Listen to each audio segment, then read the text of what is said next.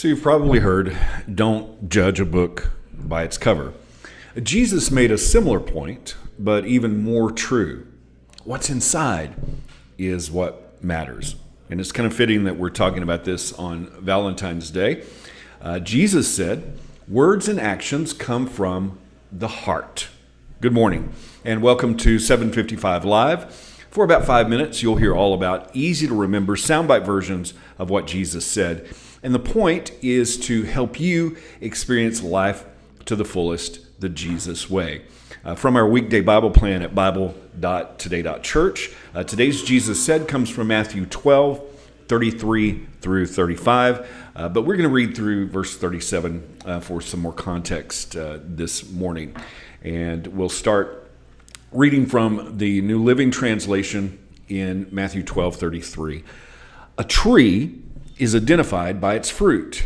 If a tree is good, its fruit will be good. If a tree is bad, its fruit will be bad.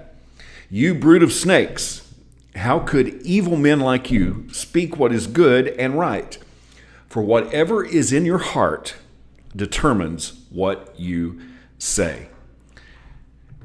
A good person produces good things from the treasury of a good heart, and an evil person produces evil things from the treasury of an evil heart. Before we go on to verse 36, those verses are what inspired the sound bite. Words and actions come from the heart. And then Jesus goes on to say in verse 36, and I tell you this, you must give an account on Judgment Day for every idle word you speak. The words you say will either acquit you or condemn you.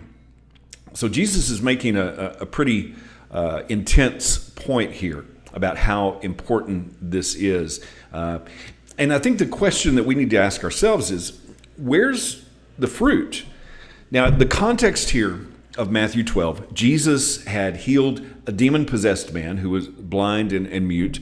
And the Pharisees, the religious leaders of the day, said that he had done this by Beelzebub, a name for the adversary, for Satan. And Jesus responded that a divided kingdom won't last. And so he was making that point that he said a tree and its fruit aren't separate. In fact, the type of fruit determines what type of tree and vice versa. Now, another soundbite could be a fruit detector. The fruit that we should be looking for is the fruit of the Spirit from Galatians 5, 22 through 24, where it says the fruit of the Spirit is love, joy, peace, patience, kindness, goodness, faithfulness, gentleness, and self-control. And Jesus is saying that our words, our actions, come from the heart. And so if our heart is being led by the Spirit, then we will see the fruit that we just talked about, love, joy, patience, peace, and all of that. But if not, it can get very confusing. In fact, James talks about this confusing dichotomy in James 3, verses 7 through 12, where he says, people can tame all kinds of animals, birds, reptiles, and fish, but no one can tame the tongue. It is restless and evil, full of deadly poison. Sometimes it praises our Lord and Father, and sometimes it curses those who have been made in the image of God. And so blessings and cursing come pouring out of the same newsfeed, the same mouth. Surely, my brothers and sisters, this is not right. Does a spring of water bubble out with both fresh water and bitter water?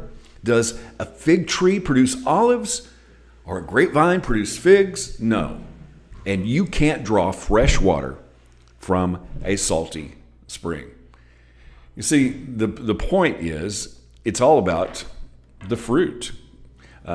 Jesus said in Matthew 15 that the things that come out of the mouth come from the heart. And that's what defiles a man. And out of the heart comes all kinds of evil. And we see that fruit even in our words.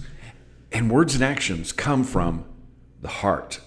David in Psalm 51 is praying and says, look, God, you desire integrity in the inner man. You want me to possess wisdom.